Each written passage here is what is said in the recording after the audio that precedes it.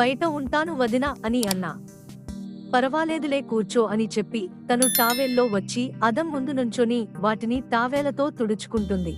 నేను అలానే చూస్తూ గుటకలు మింగుతూ ఆలోచిస్తున్న తనను ఎలా పడగొట్టాలి అని. అంతలో వదిన ఏమాలోచిస్తున్నావ్ హర్ష అని అంది. ఏం లేదు వదిన, నిన్నే చూస్తున్నాను అని అన్న. అవునా? చూస్తున్నాను అని అన్న. అవునా, ఎలా ఉన్నాను అని అడిగింది. నీకేం వదిన, సూపర్గా ఉన్నావు, నిన్ను ఇలా చూస్తుంటే నాకు మతిపోతుంది, అంత బాగా ఉన్నావు అని అన్నా. నేను బాగున్నానా లేక నా బాడీ షేప్ బాగుందా అని అడిగింది.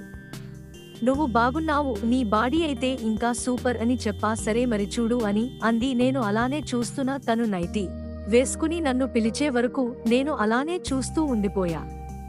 వదిన గట్టిగా హర్ష ఏమైంది అని పిలిచేసరికి నేను సడన్ గా ఏమీ లేదు వదిన అని అన్నా. ఏంటి డ్రీమ్స్ అని అడిగింది. ఇంచుమించు అలాంటిదే అని అన్నా. అవునా, ఏం చేస్తున్నావు డ్రీమ్స్ లో అని అడిగింది. ఏమీ లేదు, నీతో ఎంజాయ్ చేస్తున్నట్లు అనిపించింది అని అన్నా. అవునా, నిజమా అని అడిగింది. నిజంగా వదిన, అలా జరిగితే ఎంత బాగుంటుంది అని అన్నా. ఒకవేళ అలా జరిగితే ఏం చేస్తావేంటి అని అడిగింది వదిన. నేను కూడా బాగా ఎంజాయ్ చేస్తాను అని అన్నా. సరే అయితే చెయ్ మరి అని నా దగ్గరకు వచ్చి నిలుచుంది. ఇంకా నేను ఆగుతానా? తనతో ఎలా కలవాలో అని ఎదురు చూస్తున్నాను.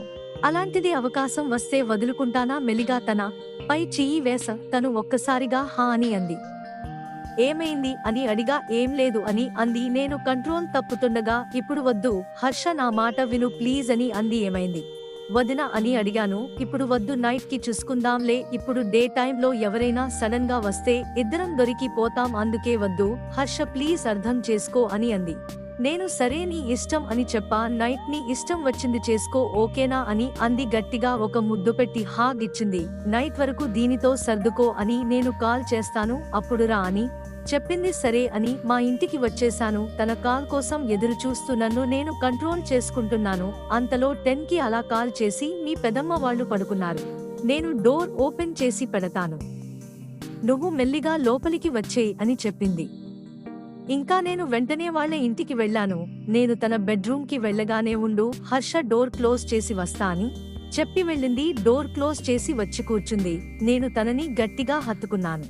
ఆగు బాబు, కొంచెం లైట్ ఆఫ్ చేస్తా అని అంది. వద్దు వదిన, లైట్ ఆఫ్ చేస్తే నీ అందాలు అన్ని నేను ఎలా చూడాలి అని అన్నా. అవునా, సరే నీ ఇష్టం అని అంది. నేను ఇంకా వదిన ఆ రోజు నుండి ప్రతిరోజు ఇలానే కలుసుకునే వాళ్ళము.